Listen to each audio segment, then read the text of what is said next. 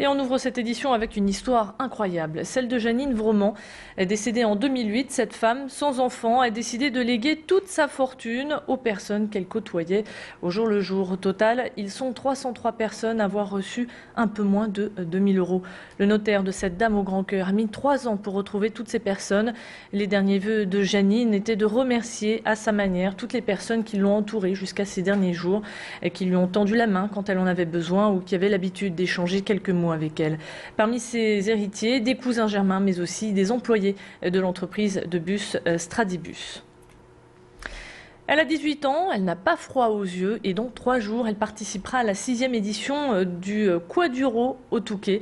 Elle s'appelle Gwendoline Fiquet, elle habite à Dèvres et elle est en terminale ES. Sa passion pour le quad ne date pas d'hier. Depuis des années, la jeune fille baigne dans les sports mécaniques puisque ses parents tiennent un magasin de motos. C'est donc avec beaucoup d'envie et d'adrénaline que la jeune fille va s'élancer samedi pour un joli parcours. On l'écoutera dans le prochain quart d'heure. Et sachez que pour vous rendre au Touquet, sachez que la SNCF met en place un dispositif spécial. Des trains supplémentaires alimenteront donc le trafic. Rien à déclarer, le dernier film de Danny Boone est sorti chez nous dans le Nord-Pas-de-Calais hier. Le démarrage s'est fait en douceur avec un peu plus de 40 000 entrées. Le 3e film de l'enfant du pays connaîtra-t-il le même succès que Bienvenue chez les Ch'tis ? Pour le savoir, il faut encore patienter. Ce week-end, on en saura un peu plus. En tout cas, pour l'instant, la presse donne un avis assez mitigé. Le Figaro parle d'un film vide, paresseux et fatigué. Pour l'hebdomadaire Marianne, il s'agit de la dictature de la gentillesse. Et il y a quelques jours, Le Point avait critiqué le scénario en le jugeant plus artificiel, moins fluide que Bienvenue chez les Ch'tis. Rien à déclarer est également sorti de l'autre côté de la frontière. On ira prendre la température chez nos voisins belges dans le courant de la journée. Pour ceux et celles qui recherchent un emploi en ce moment, sachez que vous avez 2 jours pour trouver un job grâce à l'opération 48 heures pour l'emploi qui se déroule actuellement au Kinépolis de l'Homme. L'entrée est libre et gratuite. Le seul document à apporter, c'est votre CV. Plus de 50 exposants sont présents pour vous proposer plus de 1000 postes à pourvoir en CDI, CDD ou intérim. Les étudiants pourront également trouver des offres de stage. Sur place, vous trouverez également des ateliers pour améliorer votre anglais, vos capacités à vendre ou encore gérer votre stress. Et puis ce soir, comme à chaque édition, il y a la nuit du recrutement. 80 candidats se livreront à un quiz de potentiel interactif. Objectif, mieux connaître son profil pour mettre toutes les chances de son côté. La journée de demain sera consacrée à la formation. En bref, hier soir, un TER venant de Dunkerque en direction de Lille a percuté une voiture au passage à niveau de Pont d'Achel entre Steinwerk et Nieppe. Le train a traîné le véhicule sur plusieurs centaines de mètres. L'occupant du véhicule, une femme, est donc décédé. Son chien qui se trouvait à bord, lui, a survécu à l'accident. Le trafic a donc été interrompu. Selon les témoins de la scène, la voiture était à l'arrêt sur la voie ferrée, les feux éteints, ce qui laisse penser à un suicide. La victime ne portait pas de papier d'identité sur elle. Il s'agirait donc d'une femme d'une 50aine d'années. La police d'Armentières est chargée de l'enquête. Mauvaise nouvelle, les demandeurs d'emploi ont augmenté le mois dernier dans notre région. Le Nord a enregistré une augmentation de 0,5% et le Pas-de-Calais de 0,9%. Sur un an, on constate également une progression des demandeurs d'emploi. Dans le Nord, c'est plus de 6% et dans le Pas-de-Calais, c'est plus de 6,2%.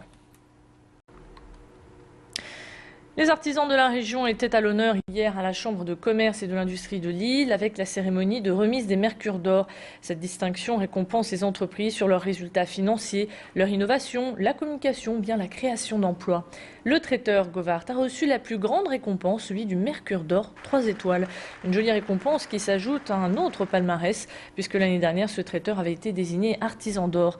Gaëtan Govart a souhaité remercier avant tout toute sa clientèle et son équipe. On l'écoute au micro d'Élodie Bernachon. Un sentiment de joie, que du bonheur. Et je vais vous dire, je tenais à remercier avant tout toute ma clientèle lambersartoise et de la métropole lilloise. Et surtout aussi toute mon équipe qui a contribué beaucoup à l'effort et à nos diplômes. Mon avenir, je vais vous dire, toujours rester artisan. Avant tout.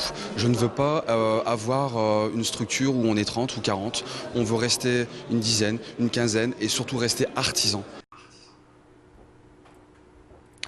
On enchaîne l'actualité avec le passage au tout numérique. Cela se fera dans 5 jours, le 1er février très exactement.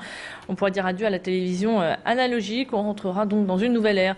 Pour ce basculement, toute l'équipe de Grand Lille TV est sur le pont. Chaque jour, nous vous donnons des conseils. Et aujourd'hui, en exclusivité, nous vous donnons l'occasion de suivre des travaux qui avancent à grands pas. L'émetteur de Wattignies sera bientôt équipé, ce qui vous permettra de nous capter avec une meilleure qualité de son et d'image, à condition de bien orienter bien sûr votre antenne râteau vers cet émetteur qui se situe au sud de la métropole à Wattignies. Et sachez également que nous resterons bien sur le canal 21. Et puis à noter également qu'une aide spécifique a été mise en place pour réorienter votre antenne. Si vous avez une question, un numéro de téléphone est à votre disposition. C'est le 0970 818 818. La résistance éducative se met en place pour protester contre la suppression de 865 postes dans le Nord-Pas-de-Calais. Les professeurs se rassemblent ce midi pour un pique-nique, place de la République à Lille. Et désormais, tous les jeudis, ils se rassembleront pour se faire entendre.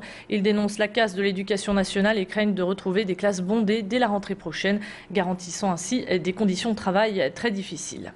Et puis on termine avec une information sur le sport. Le Launois Lucas Pouille ne passera pas les demi-finales du tournoi junior de l'Open d'Australie car il a été éliminé cette nuit à Melbourne. Il a été battu par l'Australien Saville en 2-7, 7-5 donc et 7-5. Voilà pour l'essentiel de l'actualité.